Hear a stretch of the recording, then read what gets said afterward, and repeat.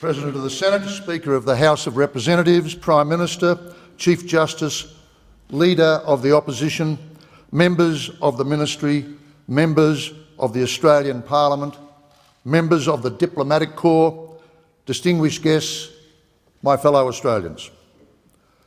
Consequent upon the oaths I have just taken, I assume the office of Governor-General of the Commonwealth of Australia, the 26th person to do so, the 13th Australian to hold the office. Let me start by paying my respects to the Ngunnawal people on whose land we meet, and through them to all the Indigenous people and their nations within Australia and all its territory. I'm at once humbled and proud to assume the office as Governor-General. Humbled to know something of the great men and the one woman to have preceded me, and proud beyond description of Australia, of its men and women, and of their history, their heritage, their present genius, and their hopeful future. To think that I will play some part in the public discourse in that regard extends to me, my wife and family, the greatest honour of our fortunate lives. A moment ago, I spoke about the one woman to have filled the office of Governor-General. This is my first very public opportunity to add my congratulations to all those already given by all you here in the Parliament to Dame Quentin Bryce and her husband Michael for their great efforts over the last 5.5 years. I wish them a long, healthy and joyful future in the satisfaction of their most eminent service to this nation. I come to the tasks of the appointment in some senses agenda-free.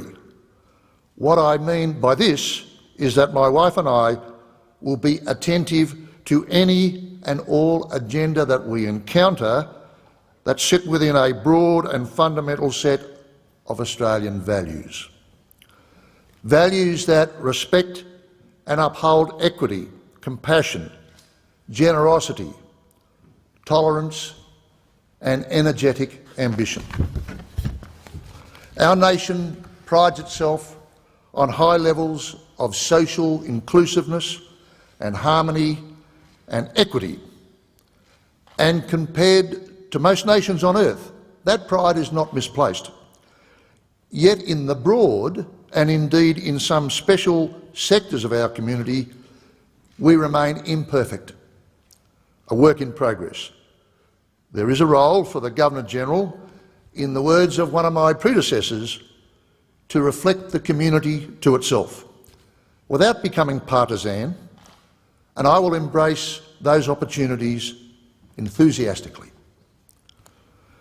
In the year I had as Australian of the Year in 2001, I had the great honour, alongside my continuing military service, to visit many parts of our national community. That was not only an honour, but in retrospect a formidable insight into my forthcoming tasks. Formidable but not daunting.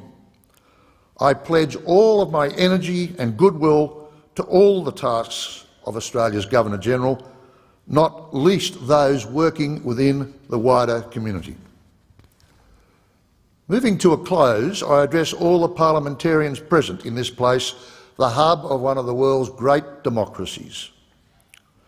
As the elected representatives of and within Australia's communities, you will know best of all the vibrancy, even the stridency, of political discourse in this nation, of its robustness, even its abrasiveness. Yet the Australian people, even when expressing occasionally mild alarm and sometimes disappointment in the tenor of the political battle, maintain a profound underlying confidence that our system of government will continue to serve the nation's needs effectively. Let me illustrate in a small way. In the House of Representatives, on the 13th of February this year, the Prime Minister and the Leader of the Opposition made statements on indulgence concerning the award posthumously of the Victoria Cross to Corporal Cameron Baird. The Prime Minister said, "I salute Corporal Cameron Baird, VC MG. In this place we do not face danger, so we can hardly claim him as our brother, but we do acclaim him as our hero.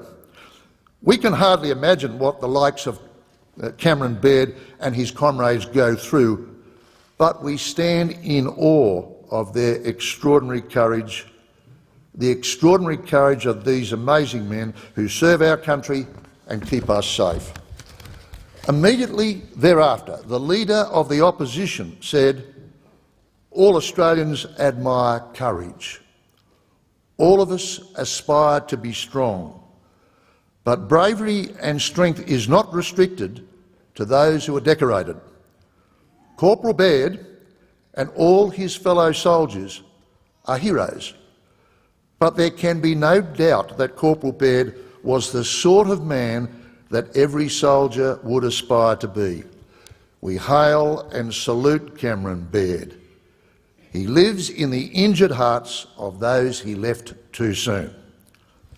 Gentlemen, ladies and gentlemen of the Parliament, those remarks, that unity of spirit, that instinct to reflect the mood of the Australian people at a special moment, was as much representative of the strength of our democracy as any of the partisan issues of our time.